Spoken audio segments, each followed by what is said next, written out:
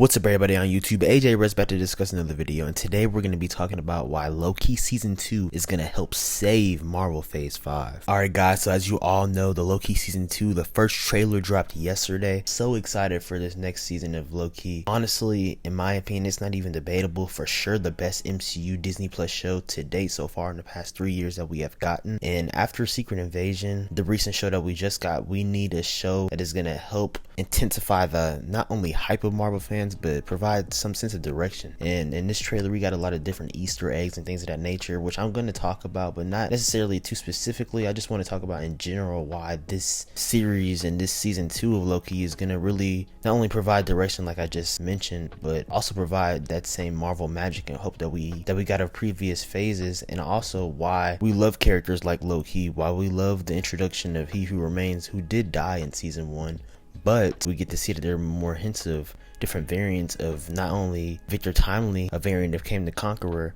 but also King Prime. But before I get into the video, guys, make sure you hit that subscribe button and turn on post notifications. Make sure you like this video. I post videos about sports, lifestyle, and pop culture, 2 to 3 videos per week. But with all that being said, let's get into the video.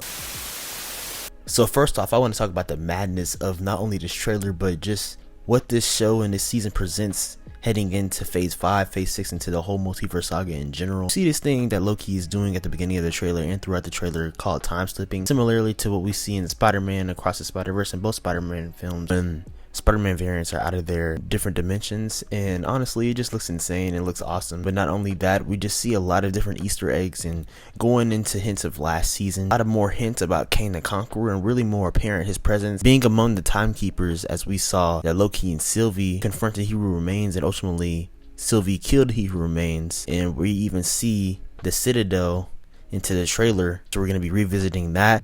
This show just presents a lot of mystery and things of that nature, which really provides the different elements and scale that we haven't had in Marvel in terms of something mysterious. And not to mention Secret Invasion too much, because man, I had a lot of hope for that show, but there's a lot of mystery going into that show in terms of what potential scrolls and things like that could be.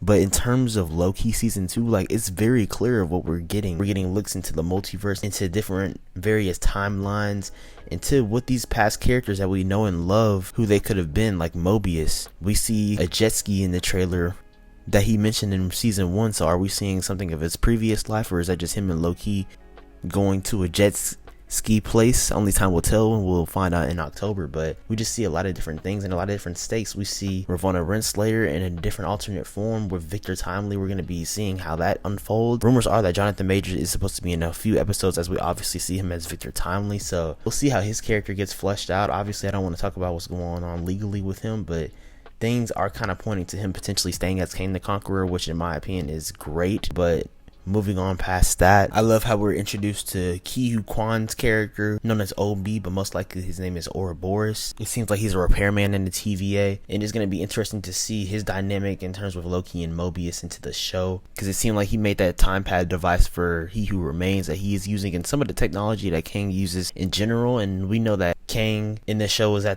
as Victor Timely is at the 1893 World's Columbian Exposition, which actually took place in real life. I love how Loki also just dares to defy the odds in terms of revisiting real life events. And of course, maybe that's not a big deal to a lot of people, but it really just is amazing in terms of the world building that it does in the MCU, and just providing more context to the multiverse and providing more actual stakes to the things of that nature. That exposition celebrated the 400th anniversary of Christopher Columbus's voyage to America and all the technological advancements that took place, and having Kang the Conqueror's variant Victor Timely be there is just really cool to see, because his technology, obviously being born in the 31st century, is way more advanced than even technology now and things of that nature. So it's going to be really cool to see his variants there. We also see Miss Minutes at the exposition scaring people away in a physical form, which is really insane. Which is going to be interesting to see her not only in Loki season 2, but also she's rumored and most likely going to be in Deadpool 3, and the TVA as a whole as a presence is going to be in Deadpool 3, so that's going to be really cool, and Mobius as well. So beyond Loki season 2, we're going to be even seeing more of the TVA. So there's just a lot to gather and unpack from that, but this show is really building a lot in the MCU, really controlling the multiverse. But we're going to see by the end of this series if the multiverse is really unraveling, who's going to be writing the story into the multiverse, because we see that Loki and Sylvie mention themselves as gods, but they're questioning if they should write reality or if they should let it just take place as a whole and having that free will. Next, I want to go into the implications that this shows hints directly and indirectly. Now, we all know what things are building up to, and I want to talk about the direction even more clearly. We're going into Avengers Kang Dynasty and Secret Wars, and obviously this show is going to build a lot to Kang Dynasty. Potentially in that movie, we're going to see some of Kang's origin, and seeing him as Victor Timely here, seeing him as King the Conqueror and Ant-Man and the Wasp Quantumania, despite that movie not being the greatest. It was cool to see him finally as a warrior.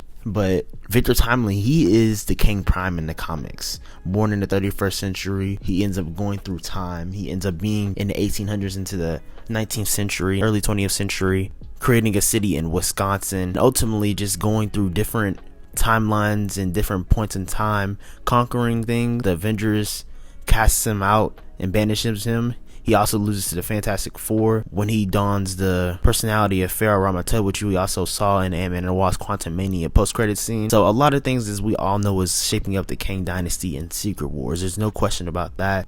And we're going to potentially see, I would say, in the post-credit scene, future things in future Marvel projects, how Kang as a whole and his presence is going to rise and become even more of a threat.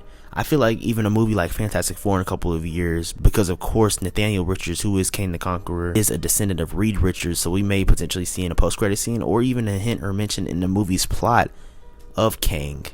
And who knows, Pharaoh Ramatut could be the villain of Fantastic Four, which would be intriguing. But we're going to see a lot of direct implications for Kang the Conqueror, and there's going to be a lot of stakes there. Now, the last point I want to get into is this show is literally why we love Marvel. Loki is a character that we've literally had since the beginning, since Thor 1. And to see his journey so far, not only in a different version, of course, because Avengers Endgame, going into Loki season 1, and now we're here in season 2. Like, literally, this show in general and this season, I already know is going to be a love letter to Marvel fans. From all of the different elements being revisited, and even a new mini villain, I would say, in the show, because obviously in the grand scheme of things, Kang, Victor Timely, and all the Kang variants are the main villain to this show and just to the MCU in general. A new villain in Zaniac, who was a Thor villain, who's from the Dark Dimension, going to be potentially in the show as a new actor in the series. That's going to be intriguing. Loki daring to embrace the unknown, daring to embrace the crazy mystical elements of the MCU, of the Loki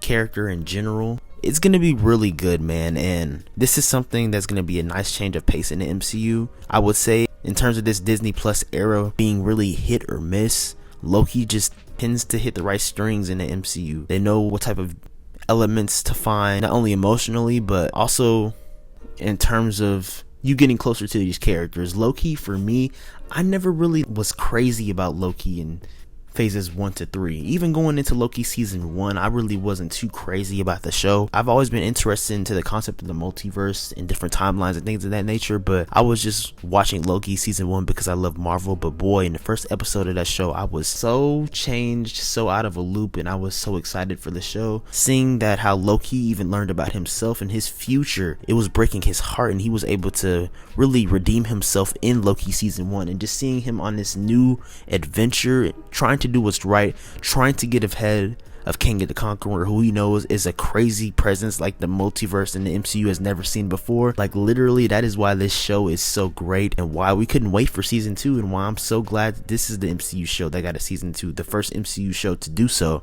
and rightfully so, because it is, by many Marvel fans and myself personally, the best MCU show to date. Loki season 2 is really gonna have a lot of stake, and I'm just looking forward to it for sure. Y'all let me know in the comments down below what you think of this show, how excited y'all are for October 6th. Man, it's a couple months away, and this is the start of August now, so we have some time to recollect and make some theories and things of that nature of what we will see potentially at the show. But I'm looking forward to it, guys. Obviously, the only thing I don't like that it's not gonna be in summer when it comes out like it was in season 1. It'll be during school, but maybe that'll be a good thing. But y'all let me know in the comments down below your biggest theories for Loki season 2, and I just truly believe that this show is going to help redeem phase 5, which has been very lackluster to say the least. Guardians of the Galaxy volume 3 was really great, Quantumania was mid, Secret Invasion started off well but ended up being mid, but I believe Loki season 2 was going to help redeem Marvel phase 5 and ultimately save it. As always, guys, I appreciate you watching. Make sure to like, comment, subscribe, and turn on post notifications. Follow me on Instagram and Twitter at SwaggyRuss, and also on TikTok at SwaggyRuss02 for more cooking videos, shorts, content, and things of that nature. More videos are on the way, guys. I appreciate appreciate you guys always. 2 to 3 videos per week for sure, as much as I can. And yeah, I just hope y'all are being blessed. Hope y'all are doing well. Know that you can do all things. And yeah, y'all have a good one.